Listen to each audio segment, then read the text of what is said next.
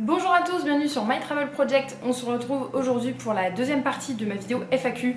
Donc si t'as pas vu la première partie de cette vidéo, je t'invite à cliquer là dans l'écran pour voir la première partie qui normalement a été postée la semaine dernière. Donc dans la première partie de cette vidéo, j'ai répondu à toutes les questions qui m'ont été posées dans l'onglet communauté sur YouTube et aujourd'hui je vais prendre les questions qui m'ont été posées sur Instagram. Du coup on va commencer tout de suite. Alors, hello, je souhaite faire un volontariat de 1 mois l'année prochaine. J'ai regardé toutes tes vidéos à ce sujet, c'est un projet mûrement réfléchi. Aurais-tu des associations fiables à me conseiller?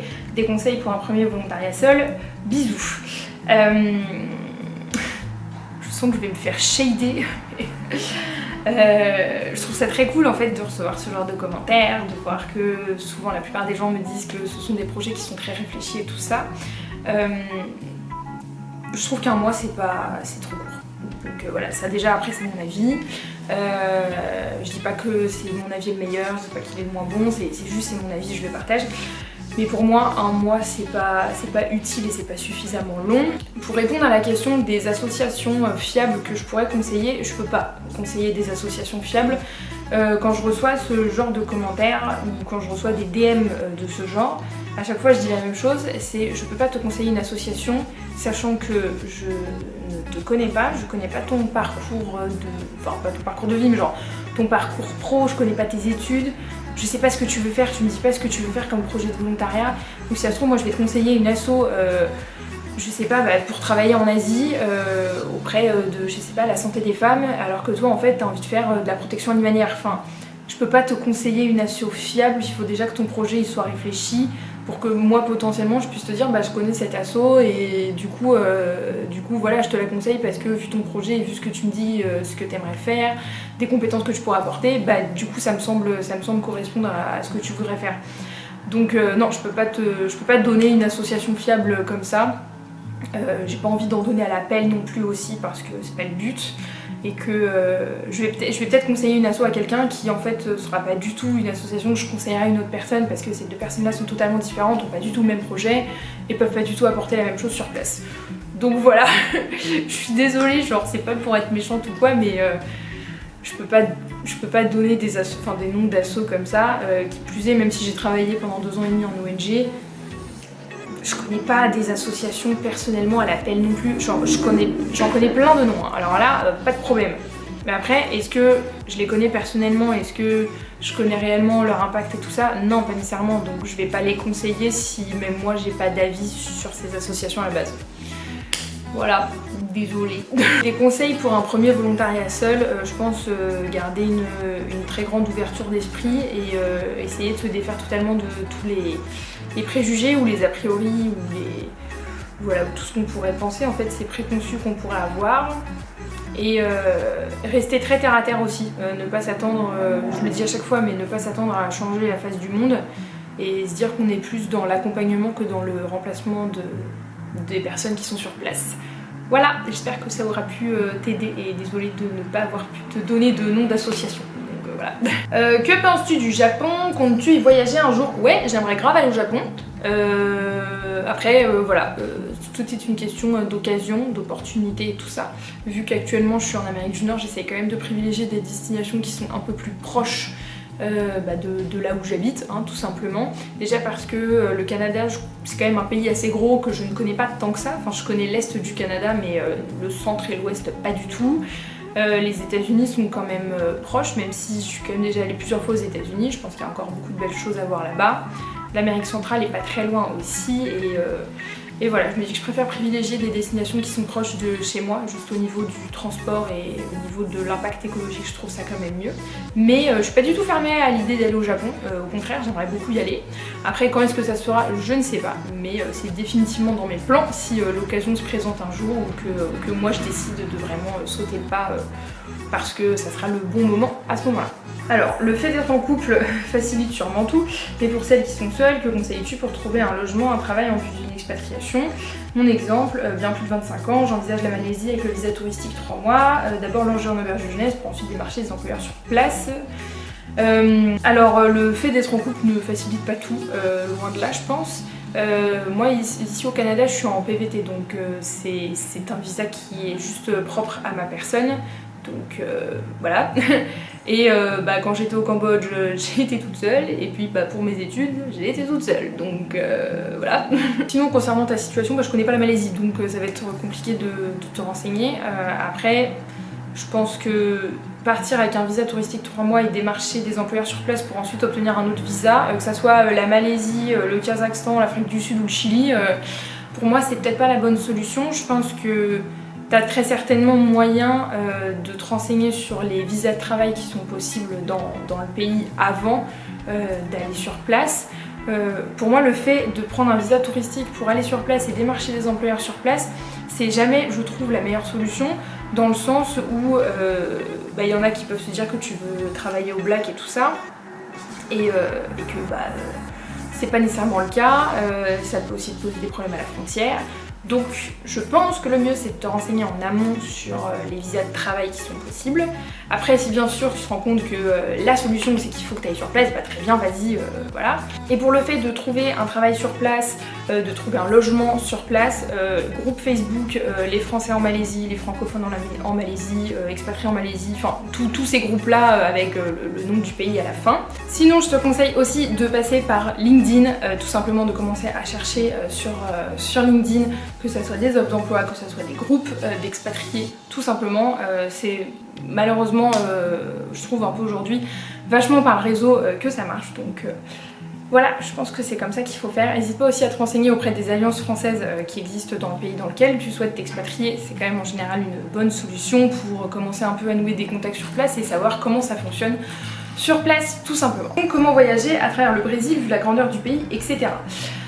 Alors, moi comment j'ai fait, ça va être des conseils assez pratico-pratiques en gros, et puis assez logiques je pense, mais moi j'habitais tout au sud du Brésil et quand je voulais partir dans le nord, je faisais en sorte de ne pas partir juste pour 3 jours déjà. Donc vraiment de pouvoir partir 2 semaines ou 3 semaines pour être sûr de pouvoir visiter plusieurs endroits dans la même région. Je pense aussi qu'il faut se dire qu'on peut pas tout faire quand on part dans un pays aussi grand que le Brésil juste pour voyager. Donc il faut savoir prioriser en fait ce qu'on a envie de voir et ce qu'on a envie de faire. Il faut pas négliger non plus les distances parce que comme le disait la question, le pays est quand même assez grand. Enfin le Brésil ça fait 17 fois la France.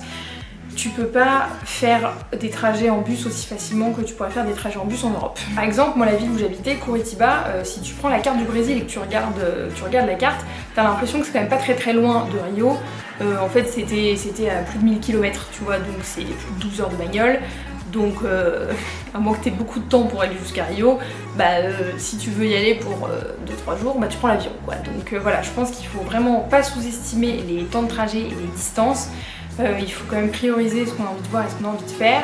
Et histoire de rentabiliser un peu les avions, les vols internes, si tu décides de prendre des vols internes, eh bien essaye de pas juste partir dans le nord pour faire une petite étape et ensuite de repartir dans le sud, enfin optimise au mieux ton itinéraire.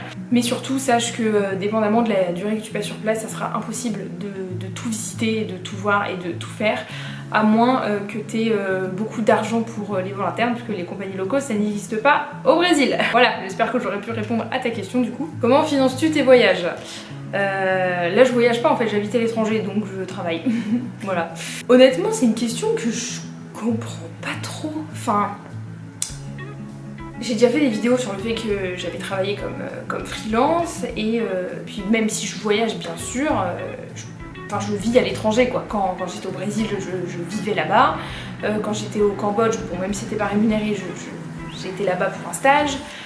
Là je suis en PVT ici mais je travaille, enfin j'ai un boulot tous les jours, 8h30, 17h, donc je travaille, voilà.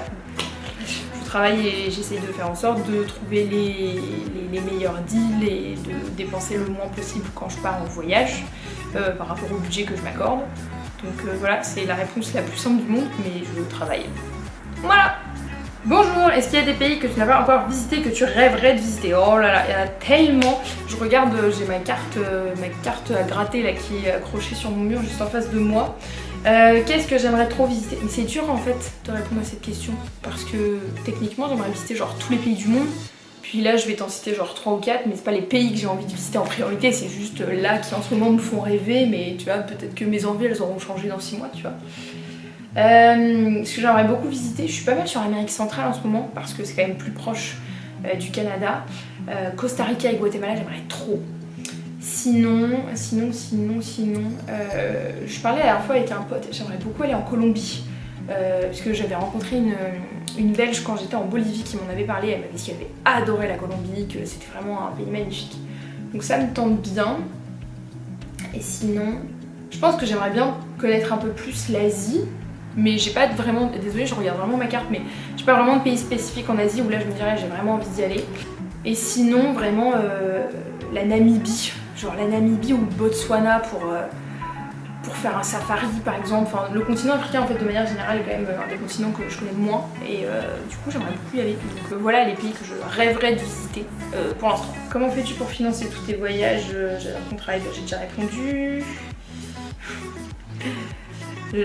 Quand j'ai mis ce truc sur Instagram, j'ai forcément des potes qui ont commencé à répondre des trucs de merde comme d'habitude. Donc là j'ai ma collègue qui m'a écrit « Ta collègue Jasmine est vachement chaude ».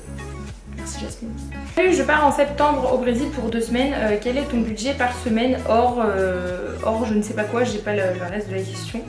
Mon budget par semaine, bah comme d'habitude, j'arrive pas à répondre à cette question. Quand tu pars en voyage, tu dépenses plus que quand tu habites sur place.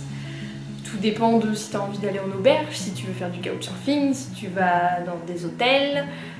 Tu pars au Brésil, mais est-ce que tu restes dans la région de Rio, tu prends que des bus, ou est-ce que tu prends un avion pour aller soit tout au sud, soit tout au nord, ou pour aller en Amazonie? Voilà. Franchement, si je savais tout ça, peut-être que je pourrais te donner une idée de budget selon moi, mais là comme ça je peux pas quoi, enfin c'est compliqué. Et honnêtement j'en ai même aucune idée, parce que moi je me souviens à peu près de combien je dépensais en hôtel quand j'étais au Brésil, mais bah, dépendamment de la période de l'année ça change aussi. Bon là tu me dis que tu pars en septembre, mais franchement j'ai un peu de mal à évaluer quoi. J'ai pas suffisamment d'informations pour répondre à cette question, tu vois. Enfin, budget Brésil pour 2 semaines, honnêtement je pourrais très bien te dire 1500 balles comme je pourrais te dire 500 balles. Mais après tu fais pas la même chose avec quoi. Donc voilà. Je suis également expatriée française à Montréal. Comment vis-tu les hivers? Bah déjà envoie-moi un message, on est à reprendre un café. Comment je vis les hivers? Bah mon vrai dernier hiver, genre mon dernier hiver complet, c'était quand même il y a 3 ans. Donc voilà, parce que là je suis revenue en février, donc j'avais déjà passé le mois de décembre et le mois de janvier. Franchement ça va, l'hiver je le vis bien dans le sens où quand il fait très froid, il fait quand même super beau. Donc t'as quand même du soleil, t'as du ciel bleu et tout ça. Mais la durée de l'hiver, mon dieu, ça franchement je pense que c'est le pire. C'est pas tant le froid, parce que le froid tu t'y habitues, tu t'habilles en conséquence et tout ça. C'est vraiment la durée quoi. Au bout d'un moment t'en vois plus le bout. Tu sais même pas si l'hiver va s'arrêter, tu sais même plus ce que ça veut dire le mot été, tu vois, ou le mot température positive. C'est plus ça. Mais après on s'habitue à tout hein, et je trouve que l'hiver c'est un moindre mal par rapport à la qualité de vie qu'on a ici. Donc je survis à l'hiver, je survis. Non en vrai je déconne, hein, je les vis bien les hivers. C'est sûr qu'au bout d'un moment, quand ça fait 4 mois que t'as de la neige, t'as un peu envie de voir des feuilles aux arbres et tout ça, mais je trouve que sinon ça va, je le vis quand même bien quoi. Est-ce qu'il y a des voyages que tu regrettes d'avoir fait? C'est une excellente question. Est-ce qu'il y a des voyages que je regrette d'avoir fait? En termes de destination, non, parce que je suis contente de toutes les destinations dans lesquelles je suis allée. Après c'était peut-être plus la forme du voyage. C'est-à-dire que, par exemple, ça j'en ai déjà parlé, mais la première fois que je suis partie au Vietnam c'était dans le cadre d'un volontariat, où je me suis rendu compte quelques années plus tard que c'était un volontariat qui avait servi à rien, qui n'avait pas eu nécessairement d'impact négatif, mais pas d'impact positif non plus sur les populations sur place auprès desquelles j'avais été volontaire. Donc je regrette pas d'avoir fait ce volontariat, je regrette juste... Enfin, je regrette pas d'avoir eu une expérience de volontariat, je regrette d'avoir eu l'expérience que j'ai eue, dans le sens où elle a servi à rien pour les populations sur place. Donc voilà. Et sinon, il y a 2 ans, je suis partie en Croatie et je suis partie donc avec des copines et puis j'ai un peu découvert les comportements de certaines pendant ce voyage-là et donc le voyage était cool parce que la Croatie c'était cool. Si c'était à refaire, je le referais pas avec les mêmes personnes. Donc ce genre de voyage, je les regrette un peu, mais je regrette pas la destination en elle-même. Les produits informatiques sont-ils plus chers au Québec qu'en France? J'en ai aucune idée, j'ai jamais acheté de produits informatiques ici. Donc je ne sais pas. Désolée, je peux pas répondre à ces questions. Je commence à manquer de batterie donc je continuerai plus tard. J'espère que cette vidéo t'aura plu. N'hésite pas à me mettre en commentaire toutes les questions que tu as pour la prochaine FAQ. Et nous on se retrouve bientôt dans une prochaine vidéo. Ciao!